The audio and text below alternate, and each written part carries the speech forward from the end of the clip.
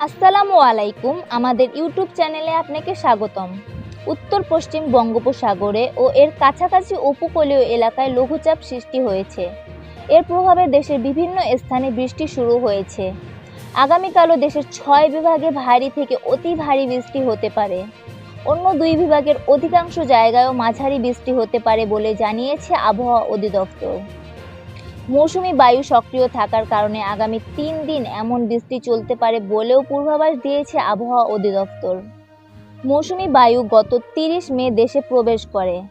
এরপর দেশের বিভিন্ন স্থানে বৃষ্টি শুরু হয়। তবে চলতি মাসের প্রথম সপ্তাহের পরই দেশের বিভিন্ন স্থানে শুরু হয় তাপপ্রবাহ। বিশেষ করে রাজশাহী ও বরিশাল বিভাগে টানা তাপপ্রবাহ চলে। এর মধ্যে অনেক স্থানে বিচ্ছিন্নভাবে বৃষ্টি হয়েছে বটে, তবে দেশ জুড়ে টানা বৃষ্টি হয়নি সেই অর্থে। বৃষ্টির কারণ তাপমাত্রাও কমতে শুরু হয়েছে। দেশের সর্বোচ্চ তাপমাত্রা রেকর্ড করা হয় চুয়াডাঙ্গায় 36.5 ডিগ্রি সেলসিয়াস। আবহাওয়া অধিদপ্তর পরবর্তী 24 ঘন্টার আবহাওয়া পরিস্থিতি তুলে ধরে। সেই পূর্বাভাসে বলেন, বরিশাল ও খুলনা বিভাগ ছাড়া বাকি 6 বিভাগে ভারী থেকে অতি ভারী বৃষ্টি হতে পারে।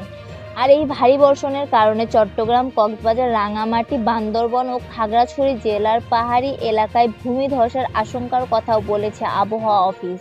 পাশাপাশি বরিশাল বিভাগের অধিকাংশ জায়গায় এবং খুলনা বিভাগের অনেক জায়গায় অস্থায়ীভাবে দমকা হাওয়া সহ হালকা থেকে মাঝারি ধরনের বৃষ্টি হতে পারে।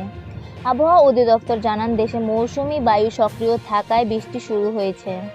এটি জুলাই মাসের প্রথম কয়েকদিন পর্যন্ত থাকতে পারে। তো এই ছিল এখনকার মতন। এরকম আবহাওয়ার খবর জানতে আপনারা আমাদের নিউজ বাংলার সাথেই থাকুন এবং নিয়মিত আবহাওয়ার আপডেট জানতে আমাদের চ্যানেলটি সাবস্ক্রাইব করে রাখুন। এতক্ষণ সঙ্গে থাকার জন্য ধন্যবাদ।